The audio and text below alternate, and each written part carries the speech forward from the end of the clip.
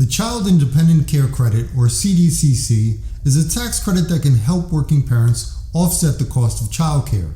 Because it's a tax credit, it offsets taxes owed dollar for dollar and can act like a grant from the government to help pay for this significant household expense.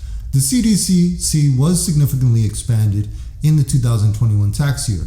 I'll talk about how this tax credit works, how it was expanded for 2021, and how the IRS is administering this tax credit. I'm Nick Rosado. I'm a tax lawyer with my own tax practice in San Jose, California. Here's your tax update. Exploding childcare costs have put significant strain on working families. The high cost of childcare may also dampen employment because, for many, the benefits of employment may be outweighed when these high costs are considered. These effects have been gaining increased attention in DC. The Child Independent Care Credit is designed to help working families offset some of the costs of childcare. The CDCC is normally a non-refundable credit for care expenses incurred for a qualifying person, not just a child. A qualifying person is a qualifying child under age 13, a disabled spouse unable to provide for their own care, or a disabled dependent unable to provide for their own care subject to certain exclusions based on a dependent's marital status or earned income. Normally, the credit covers up to 35% of care expenses of up to $3,000 for one qualifying person or $6,000 for two or more. Therefore, the maximum credit is either $1,050 for one qualifying person or $2,100 for two or more. But the 35% rate begins to decrease at only $15,000 of adjusted gross income and falls all the way to 20% at a mere $43,000 of AGI.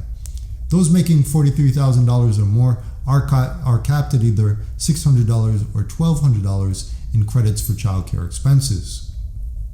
For 2021, the CDCC is significantly expanded. First, the amount was increased to 50% of care expenses incurred of up to $8,000 for one qualifying person or $16,000 for two or more. The maximum credit for 2021 is therefore $4,000 for one qualifying person or $8,000 for two or more. The phase-out works differently as well, with the applicable percentage beginning to decrease as adjusted gross income exceeds $125,000, before falling to 20% when AGI exceeds $183,000. Then the percentage again begins to phase out when AGI exceeds $400,000, before no CDCC can be claimed when AGI exceeds $438,000. Next, the CDCC was made refundable for 2021, and a refundable tax credit works fully as a cash grant from the government since it not only offsets your tax liability, but can result in a negative tax liability. It can result in a federal tax refund larger than any federal income tax actually paid.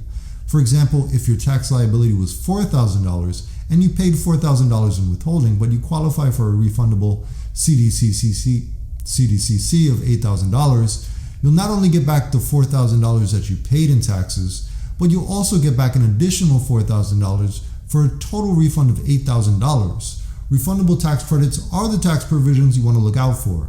There are other significant limitations on this credit. The care provider who has paid the care expenses cannot be your spouse, a dependent, or a qualifying child's parent. If you're married, you must file a joint federal income tax return to claim the CDCC. Though if you're married but legally separated or living apart from your spouse for the last 6 months of the year, you may still claim the credit. And if you're unmarried, you may still claim the credit as well. But if you are married, both spouses must have earned income. The rationale being that the credit is to compensate for care expenses incurred when working or looking for a job. To claim the credit, you'll have to file Form 2441, Child Independent Care Credit Expenses, with your tax return.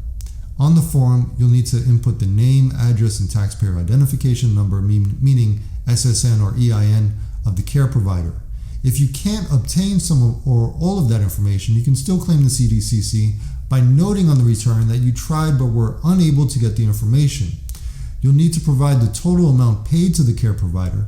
In addition, you'll need to enter each qualifying person's name, taxpayer identification number, and amount of qualified expenses related to each qualifying person.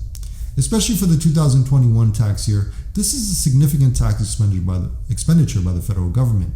The IRS is watching these claims closely. The IRS's procedures for reviewing the CDCC are as follows. First, its automated computer system checks for facially deficient CDCC claims, for example, searching for failure to include required information about the care provider or taxpayer ID mismatches on Form 2441. If a tax return triggers one of these errors, IRS examiners may attempt to review the return to see whether the required information can be identified from other portions of your tax return. If not, an examiner may send correspondence to gather the missing information.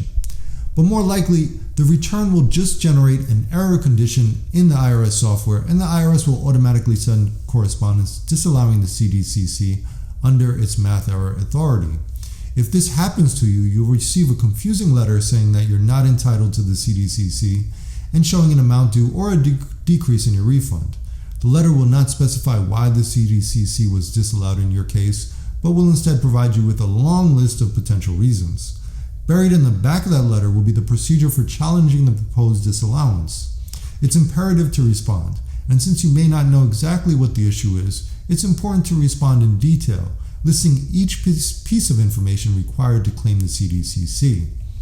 The CDCC is a great money-saving provision, especially for the 2021 tax year.